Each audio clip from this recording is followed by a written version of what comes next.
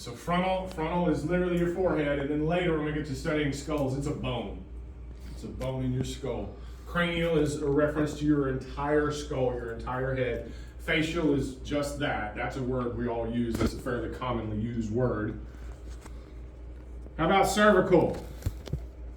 Your cervix. In this particular instance, it's referencing your neck.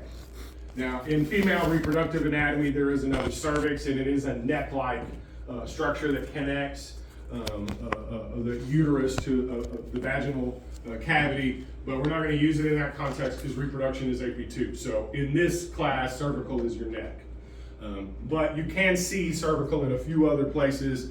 Let me erase those boxes off there. You can see cervical in a few other places if you have a neck-like connection, but we're going to be super literal and be talking about the neck. Oral is very simple. Where are we talking about there?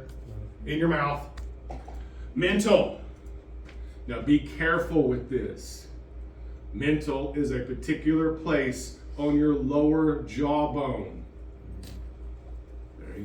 On your lower jawbone, between the cleft of your chin or the tip of your chin and where your jawbone curves, halfway in between is mental. So like is it just referring to the mandible? Exactly, it's just referring to the mandible. Later when we get to the skull, there's a hole here. There's a pretty good sized nerve that comes out of this opening called the mental foramen. This is mental. Mental has another connotation when you're talking about human thought. And human thought is ultimately physiological, but we're going to be real literal, so be careful with that. Mental is a place on your jawbone, period. Okay, place on your jawbone. Axillary is your armpit. Brachial is your entire upper arm, all of it. Now these terms, as we're going through these terms are going to be multi-applicable. I am not just trying to beat on you with a bunch of terms, says the person who gave you this chapter 1 terms list. Okay, these should become a permanent part of your clinical vocabulary and how you talk about the human body. When you, as a nurse, are looking at a radiology report for someone's x-rays, guess what radiologists don't do? They don't write in common language. Okay, they're going to use anatomical terms. When you're looking at how an MD is making notations about observations they make on a patient, straight up anatomical terminology. You need to get this into your brain. It needs to be part of your thought process so that you're not, and it's not that you're going to remember everyone, because every once in a while you may be, whipping out that handy computer that's in your pocket and looking up a word, say on Merriam-Webster's website. But seriously, this should become a permanent part of. Those of you who are going into the nursing program, one of your very first clinicals is they're going to teach you how to do a brachial stick. And if you're over there in your clinical going, what's a brachial? I didn't do my job correctly. Okay, and by the way, if you find yourself doing that, you took your A&P class from Bob McReynolds because he is retired and no longer cares. Okay, but seriously, so brachial is here. Because one of the big ideas is, you've seen this done. You've seen, well, at least a lot of you have probably seen, okay, you're giving somebody a shot. Where do you go? You're going to drop an IV on someone. How's that going to work? Okay, so the terminology, but today we're going to do a brachial stick. You're going, okay, needle in the upper arm. Okay, where are we going? That's the kind of thought process. It needs to be intuitive to you about, okay, this location, now what are we going to do there? So brachial is your entire upper arm. Antecubital is the inside part of your elbow, right here. Okay, we're going to use a different term for your elbow, but you could also, a synonym for this is cubital, so antecubital. The next term down is antebrachial. That's your entire forearm. Brachial, antebrachial.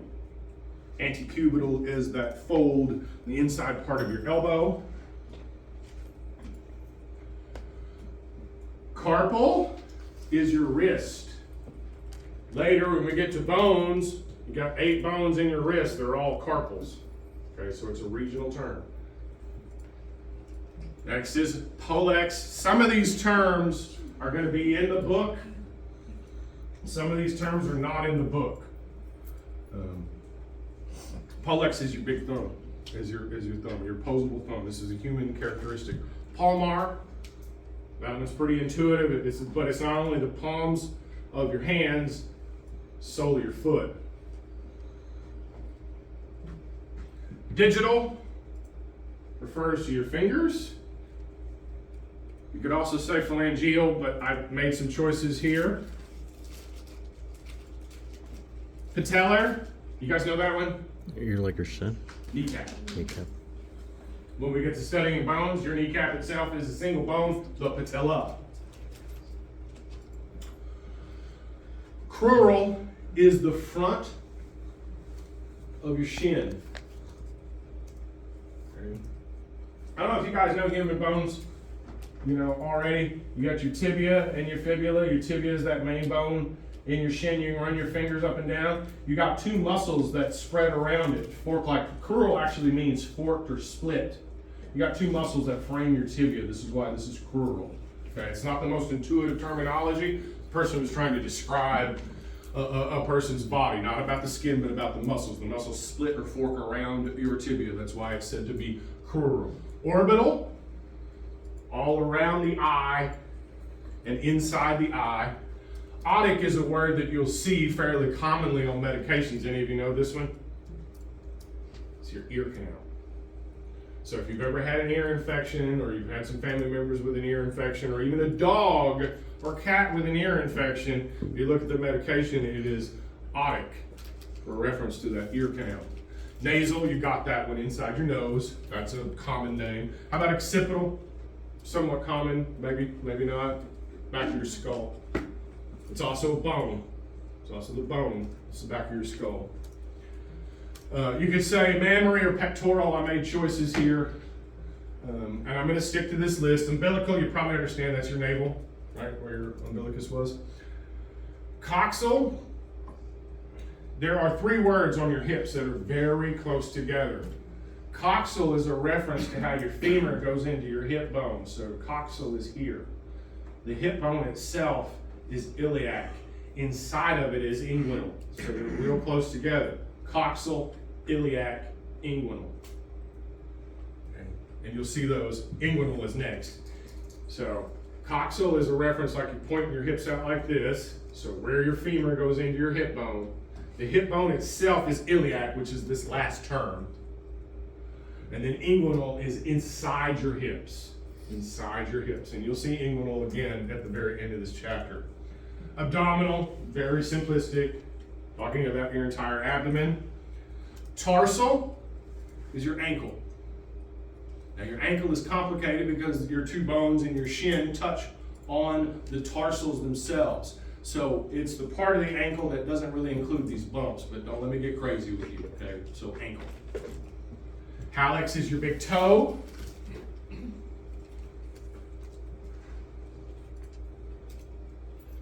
Plantar, where are we? Hello. Plantar refers to your entire foot. Your entire foot. But generally speaking, the times that you'll most often hear that term plantar is a reference to the heel. Oftentimes people have it, and it can be brought on by significant dehydration. Plantar fasciitis. Any of you ever had plantar fasciitis? It's relatively common. You get a weird pain low in your calf, around your heel, or in your foot.